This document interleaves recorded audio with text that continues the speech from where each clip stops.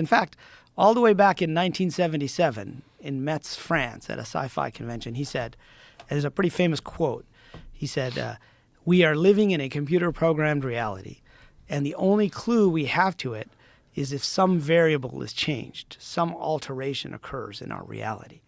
Right? And that's become kind of a famous quote in the simulation world.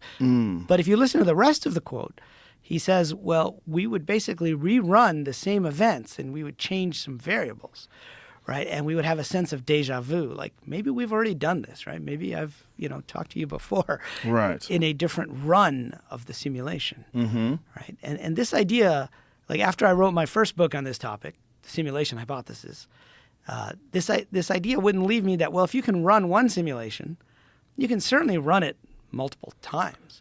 In fact, that's what we would do, right? If we were running a simulation of the weather, we wouldn't just run it once. We would run it multiple times. And if we were doing a simulation of whatever, right, pandemic, anything, name it, we would change the variables and we would go forward. And so, when I interviewed Tessa, Philip K. Dick's last wife, she said that he came to believe this was really happening, right?